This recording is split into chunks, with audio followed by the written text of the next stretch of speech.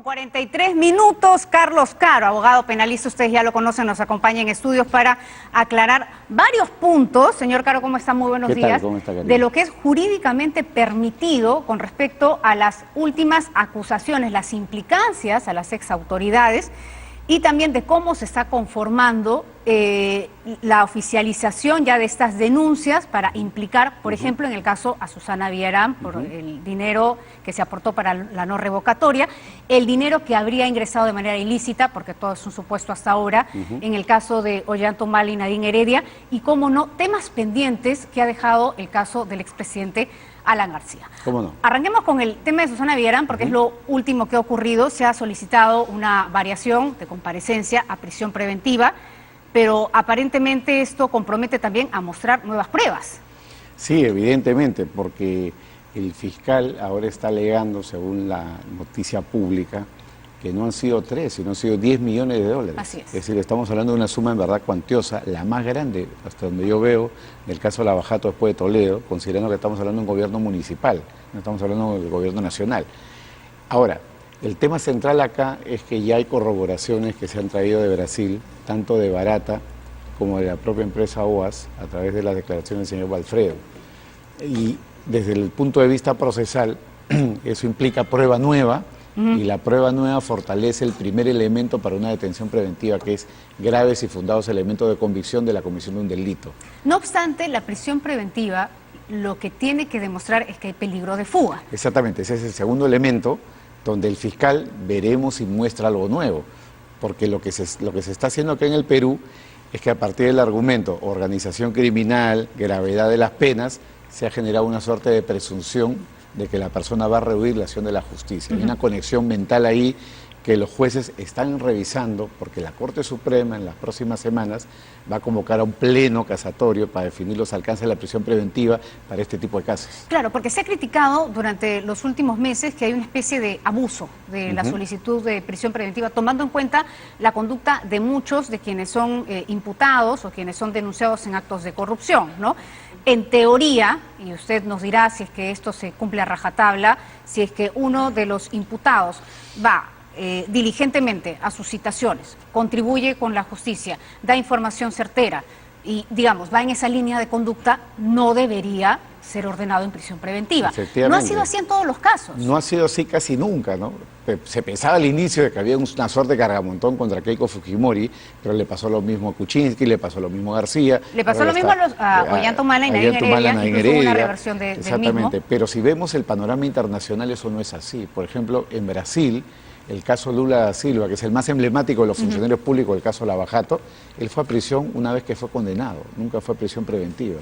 La regla siempre es que uno debe de mantenerse en comparecencia y la excepción es la detención preventiva. Lo que pasa es que acá en Perú, por el impacto social, por la gravedad de las imputaciones y bajo la argumentación de organización criminal, los jueces están empezando a crear una nueva doctrina, un nuevo pensamiento, por decirlo así, según el cual cuando hay organización criminal y delitos graves, prácticamente hay que presumir la fuga, prácticamente hay que presumir que quieren entorpecer la acción de la justicia. Claro, pero no solamente es una doctrina, ya es un precedente, ¿no? Y ya teniendo ese precedente ya lo tienes ganado. Son precedentes que en este momento están a nivel de Corte Superior. La Corte Suprema tiene que dar la última palabra. Hay dos casaciones que se van a ver, la de Keiko Fujimori y la del señor Edwin Oviedo Pichotito. Y aparte de eso, la Corte Suprema ha convocado un pleno para discutir ya en abstracto, no por casos concretos, el tema de la prisión preventiva. Entonces, tiene la Corte Suprema que zanjar la situación. Ahora, hablemos y centrémonos en el caso de Susana Villarán. En efecto, se ha dado a conocer en las últimas horas que no se trataría de un aporte de 3 millones, sino que superaría los 3 millones hasta los 10 millones, lo cual lo implica mucho más. Pero lo que sí se ha conocido con respecto a las declaraciones de Jorge Barata es que se solicita a través de personas muy cercanas a la gestión de Susana Villarán, lo hace José Miguel Castro, exgerente general de la municipalidad, conocido como Udián, ¿no?, en estos codinomes. Él solicita esta donación para la campaña de la no revocatoria. Es importante mencionar para qué se solicita, porque es dentro de la gestión de la exalcaldesa una campaña que se genera. Entonces, no es que se solicite dinero directamente para pagar un favor, sino para una campaña. Si es que ella hubiera estado solamente en campaña, dejemos de lado el tema de que ella no haya sido alcaldesa mientras solicitaba este dinero sería otro delito. Pero la compromete más que se trate de una persona, una autoridad que estaba en gestión pública cuando ella misma, porque lo que dice Barata es, yo no tenía la confianza de que Budiam me pidiera el dinero para ella, así que pedí que ella me llamara. Ella lo llama, le solicita y le agradece, ¿verdad? No, y efectivamente es mucho más grave que el caso de Humala o que el caso de Keiko Fujimori, porque la señora Villarán ya se encontraba en gestión como alcaldesa, era la titular, digamos, del sillón municipal, que tenía contratos con estas dos empresas. Por lo tanto, recibir plata para una campaña de no revocatoria era recibir plata de sus contrapartes contractuales. Y eso hace de que justamente la Fiscalía tenga como punto de partida un caso de corrupción. Entonces, a diferencia de Humala o el caso de Keiko, donde la Fiscalía construye un caso de lavado, organización criminal, acá lo primero que dice es, la señora nunca debió recibir la plata, porque al hacerlo estaba cohechándose. Es decir, estaba corrompiéndose y en consecuencia los actos posteriores son actos de lavado y de organización criminal. Además, Jorge Barata brinda información muy importante con respecto a la modalidad o la dinámica. Él dice, se hizo de una manera muy similar al caso de la solicitud de Ollanta Humala para la campaña. Es decir, el dinero salía de la oficina de operaciones estructuradas, la caja de las coimas, se le daba directamente este dinero a los publicistas, o sea, se triangulaba para no hacer una ruta directa de cómo es que pasaba la coima, se les pagaba y finalmente ellos eran beneficiados.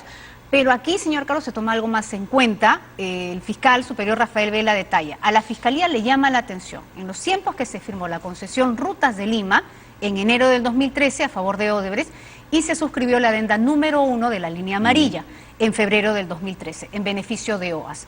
Pues coinciden con un supuesto financiamiento que ingresaba para la campaña a la no revocatoria. Aquí sí hay una asociación directa del posible pago de favor de la coima. Claro, exactamente, el señalamiento. De la coima, no, del aporte vendría a ser, ¿verdad? En este caso doy para que te des, que en apariencia sería un aporte, pero ya cuando esto se relaciona con el mantenimiento o mejoramiento de un contrato a favor de estas empresas, ya esto adquiere la connotación de corrupción. Te doy el aporte de campaña, entre comillas aporte, en verdad te estoy dando plata para que me ayudes con mis contratos. Esa es la conexión que hace la Fiscalía con un dato adicional, ¿no? Porque además del dinero que habría sido entregado a los publicistas, hay también información, según los colaboradores eficaces, de pagos en efectivo, para el manejo interno, para el manejo local, ¿no? Y la Fiscalía ha hecho un cruce de información, como lo ha hecho en el caso de Keiko Fujimori, para ver si es que lo declarado ante la OMP es verdadero o no. Y ya se han descubierto que habrían falsos aportantes, o de que, por ejemplo, había una marcianada, es decir, vender los chups en la calle, que en una tarde habría recolectado 50.000 soles, lo que es algo pues difícil de creer, ¿no? No, y si fuera certero, pues entonces hay que patentar esa idea de negocio, ¿no? Claro. Porque si en un día puedes recaudar 50.000 soles, la verdad es que es una maravilla. Vendiendo 50.000 chups. Vendiendo 50.000 chups. A propósito de lo que usted menciona, nos da pie para revisar el caso entonces de Ollanta Humala y Nadine Heredia. Se ha pedido 26 años para la señora Heredia, 20 años para el expresidente Ollanta Humala, pero es interesante aquí tomar en cuenta el desbalance que se identifica con respecto a lo declarado del Partido Nacionalista.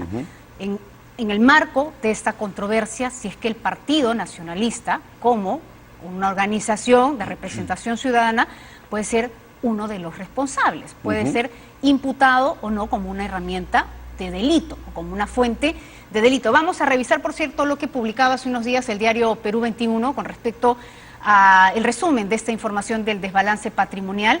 El Partido Nacionalista declara, a ver si es que me lo ponen aquí en la pantalla del fondo, declara entre sus gastos un monto por no más de, me parece, 19, ¿verdad? A ver si es que me lo acercan, 19 millones de soles. Pero lo que se identifica como el total de los gastos es 24 millones.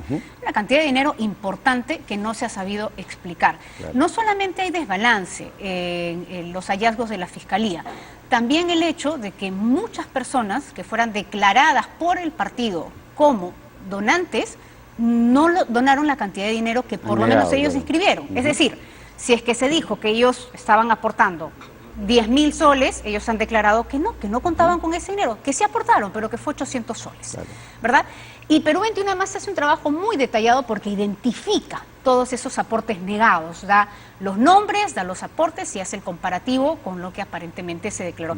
Ahí hay dos datos bien importantes a tomar en cuenta. Claro, y que justamente, va cerrando el caso, y justamente esa es la hipótesis de la Fiscalía de lavado, por el uso de los falsos aportantes, como en el caso de Keiko Fujimori, ¿no? Pero acá, como se habría utilizado, según la teoría de la Fiscalía, al partido para este tipo de financiación, y en parte además, porque acá hay una modalidad propia del caso Humala Heredia, y en parte además para llevarse un poco de plata al patrimonio personal de los Humala Heredia, entonces para la Fiscalía la organización criminal comprende al partido y es por eso que ha pedido la disolución, que es una medida que está prevista expresamente en el Código Penal peruano, artículo 105 desde el año 91. ¿Se había pedido alguna vez la disolución de un partido? De un partido nunca, pero sí se ha aplicado el precedente, en el caso Utopía, en el caso Binestrak, y en el caso Crucillat, donde se disolvió a una empresa del grupo de estas personas vinculada a la recepción de dinero. Entonces, como precedente existe, la ley está vigente y la ley no diferencia entre partidos políticos o no. De hecho, por ejemplo, en España,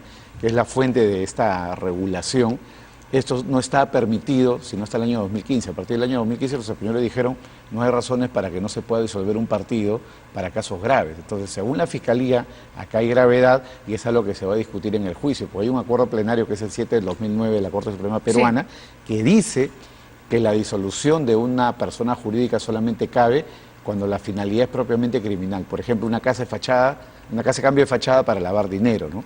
Entonces, ese tipo de casos son casos muy graves donde ya lo único que se tendría que hacer es disolver a la persona jurídica. Claro, acuerdo plenario número 2/2009 señala que debe estar reservada solo para casos de personas jurídicas de fachada. Exactamente. Donde existe un evidente efecto de origen de la organización. Es posible también cuando exista alta probabilidad de que reitere su vínculo delictivo o peligrosidad. Exactamente. ¿No? O sea, esos son los términos que se pueden aplicar, o sea, es jurídicamente permitido que se pueda aplicar este acuerdo plenario para la solicitud de disolución del Partido Nacionalista. Totalmente, con lo cual la declaración de ciertos políticos de que esta criminalización de la política es un tema en verdad gramatical, literario, pero desde el punto de vista legal, hay el precedente, está el acuerdo plenario, y desde el punto de vista internacional el tema funciona de esa manera, ¿no? Bueno, hay un gran problema, señor Garo, con respecto a las imputaciones a los partidos políticos, y es que es una representación ciudadana que ha costado mucho en nuestro país en el marco de la democracia. Entonces, claro, hay una gran preocupación por parte de la clase política y por parte además de la ciudadanía que se comiencen a dar acusaciones directas hacia los partidos políticos o que sea uno de los imputados y que se solicite la disolución del mismo.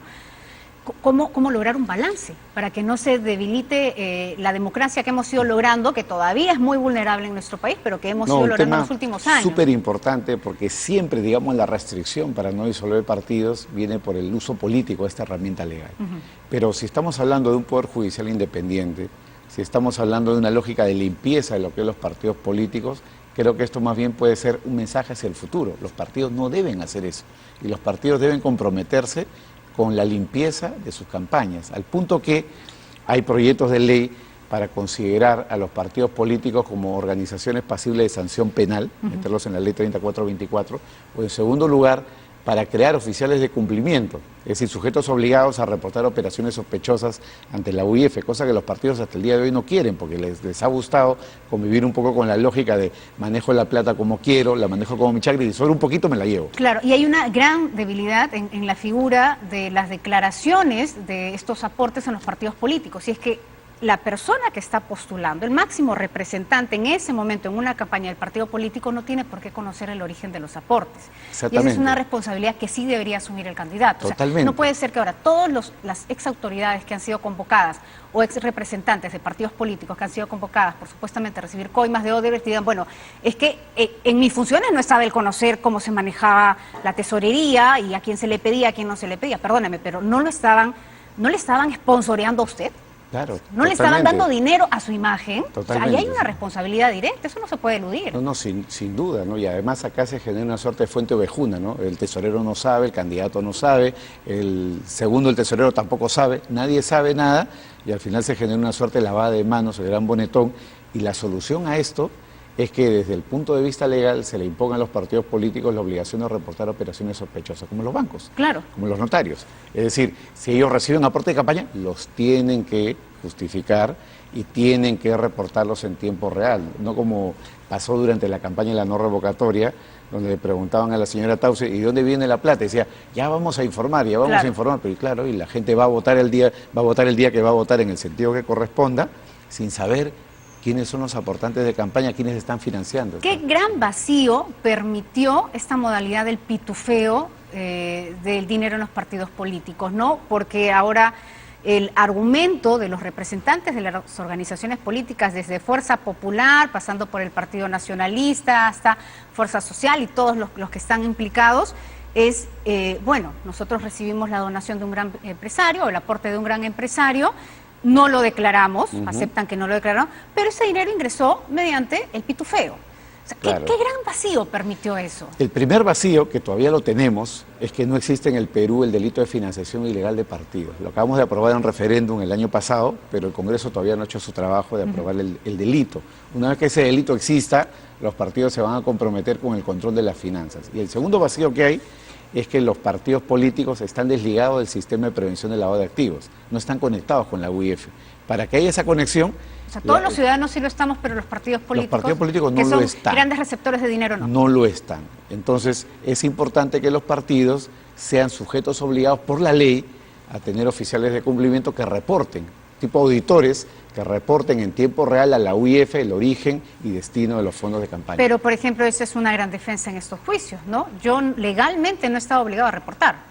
Ahora, legalmente no estaba obligado a reportar, pero tampoco puedo lavar. Es el no, punto eso de partida, está clarísimo, claro, que es el punto de partida de la Fiscalía, ¿no? Entonces, la Fiscalía ha construido un caso de lavado que va a tener muchas dificultades, porque es un caso en verdad cuesta arriba, porque la Fiscalía está tratando de llenar un vacío, el vacío de que no haya el delito de financiación ilegal, y está haciendo un esfuerzo acrobático por tratar de calzarlo dentro de lo que es lavado, y hemos visto la defensa de los abogados, que no se aprobó el delito previo, que era una gran empresa, claro, que yo confiaba, esa era una empresa que además listaba en la bolsa de Nueva York por Odebrecht, y por lo tanto, ¿por qué tengo que desconfiar del dinero que viene? Entonces, hay una serie de argumentos, pero que se van a discutir en el juicio, porque según el acuerdo plenario 1/2017 de la Corte Suprema, los casos de lavado son casos que deben llegar a juicio para discutir todo este tema del origen delictivo, el conocimiento. Además, hay que probar eso, el origen delictivo. Es decir, hay que probar en todos los casos que el dinero venía de la Oficina de Operaciones Estructuradas, la caja de las coimas, y que ese dinero ingresaba a los partidos políticos o que ese dinero era el que ingresaba a las cuentas bancarias de los exfuncionarios. Eso no es tan fácil de probar, y le voy a hacer una consulta más. O los folios que se ha comprometido Jorge Barata en entregar, puede tener esa documentación muy bien detallada. Sin duda alguna, pero hay que ver cuál es la calidad de la información, porque decir en una acusación caja de coimas, caja 2 o digamos plata sucia no es suficiente, hay que probar el origen del dinero. Es decir, tendríamos que probar que esa caja 2 se ha alimentado, por ejemplo, del fraude tributario o de coimas en el ámbito de Petrobras, por poner un ejemplo, y que llegó sucio el dinero. Porque lo que van a decir los abogados acá, perdón, a mí me traían plata, llámalo caja 2 si quieres, o llámalo caja 1, pero el tema es de que a mí me traía plata una empresa, a mí no me la está trayendo un narcotraficante. Humala tiene otra figura también que atender en el juicio, y es el dinero que habría provenido directamente de Venezuela. Exactamente. Las donaciones, los aportes de Hugo Chávez y en su momento del Partido de los Trabajadores, de Lula da Silva desde Brasil. Eso fuera, bueno, aunque se habla de que él tenía como una especie de cuenta personal en Odebrecht, ¿verdad? Y que el dinero salía desde ahí. Pero es un caso muy diferenciado con el resto. Claro, porque es origen ilícito claro, también. y eso ya ataca la campaña del 2006. Y si la Fiscalía enarbola esta tesis, este es un caso en verdad donde el delito precedente es en agravio del Estado venezolano, pues estamos hablando de plata del Estado venezolano que llega al Perú. Esa plata proviene de un acto de peculado, es decir, es plata que no fue contabilizada, plata que ha salido de un fondo, origen ilícito. Tipo la plata que manejaba Montesinos, ¿no? Y que daba lugar a los casos de peculado. Entonces, ahí, digamos, la prueba del delito precedente es mucho más tangible, porque decimos hay un delito al sacar la plata de Venezuela y llegar al Perú. Ahora, esa no es la imputación mayor, ¿no? No, es una claro imputación que no. por $200.000. Pero es un buen precedente. Pero es un buen precedente. porque hay una prohibición muy antigua en el Perú y que se ha reforzado de que el Estado peruano, durante las campañas, digamos, los partidos no pueden ser financiados por potencias extranjeras. Hay otro tema antes que nos gane el tiempo para culminar esta entrevista que ha generado mucha controversia y son los bienes que ha dejado el expresidente Alan García luego de suicidarse. La defensa de Alan García ha argumentado que hay un marco legal de, además, conocimiento público y de uso público que señala que muerto el imputado se extinguen todas las acusaciones y que en ese sentido ninguno de los bienes que la Fiscalía o las autoridades consideren como comprometidos podrían tocarse. ¿Es así? No, no es correcto, porque la ley establece que muerto una persona se extingue la acción penal contra la persona, pero los bienes en ese sentido sí se cumple. Exactamente. Ok, ¿qué pasa con los bienes? Pero los bienes pueden ser afectados a través de dos vías. Dentro del mismo proceso penal, a través de la incautación, si se demuestra que los bienes han sido comprados con dinero de origen ilegal, esos bienes se pueden perder vía digamos, primero hay una incautación y luego puede haber un decomiso, pese a que la persona esté muerta. Eso es algo muy raro, pero la jurisprudencia ya lo validó en el sentido de que se puede afectar los bienes de terceros ajenos al proceso penal, que serían, digamos, los herederos del señor García. El señor García está muerto. Y la segunda vía es una vía que tiene como punto de partida una ley que aprobó el APRA en el año 2007, que es la ley de pérdida de dominio. ¿El APRA? La pérdida de dominio fue aprobada, ha sido modificada, pero el origen, la norma original es del año 2007. ¿Y qué Ley de extinción de dominio que dice que si en un proceso penal tú no puedes demostrar que alguien ha cometido un delito, pero sí puedes probar que estos bienes no tienen un origen claro, lícito, puede producirse la pérdida de esos bienes a favor del Estado. En ese sentido, se tendría que abrir un proceso. Tendría que haber un proceso, ¿verdad? Justamente, y ahora el fiscal a cargo es el doctor Hamilton Castro, que era el primero que inició el caso Lavajato. Él es el fiscal de pérdida de dominio, donde tendría que demandar a los herederos de García para que ellos puedan discutir la licitud del origen. O sea, ya sería un juicio con la familia. Un juicio exactamente paralelo contra los herederos. Pero en esencia va contra los bienes, ¿sí? No es un juicio donde se va a demostrar si los herederos pero los han cometido... representantes sería la familia, Exactamente, ¿no? como titular de los bienes. Y claro, para defender los bienes. Efectivamente. ¿Sabe usted si es que ese proceso se va a abrir? De momento no se sabe porque creo que la Fiscalía está trabajando más bien las posibles medidas en el ámbito del propio proceso penal. Entonces, eso son dos vías. Dentro del proceso penal, vía incautación o la pérdida de dominio. No puede haber, digamos, un paralelismo. A pesar de que las acusaciones contra el expresidente García ya no se puedan o ya no puedan continuar su curso debido a que él se suicidó, él estando dentro del supuesto de una organización criminal, ¿todavía tiene que determinarse cuál era su rol o su función? Claro, ¿o ya no? Si estamos hablando del tema de los bienes, evidentemente tiene mucha pertinencia las preguntas del fiscal para saber si el señor García era un beneficiario final o no. Y en segundo lugar, porque para ubicar la posición del señor Nava o del señor Atala, es esencial conocer si había un líder en la organización. García no será juzgado, pero evidentemente la responsabilidad de Nava será menor si es que García era el líder. Pero si era un colíder, por decirlo de alguna manera, entonces la responsabilidad sería equivalente, ¿no? Entonces creo que son preguntas pertinentes que pueden, entre comillas, dañar la memoria de un muerto, pero desde el punto de vista legal son pertinentes para determinar la consecuencia final. Muchas gracias por haber estado con nosotros. Gracias, Karina. Carlos Caro, abogado penalista, aclarándonos.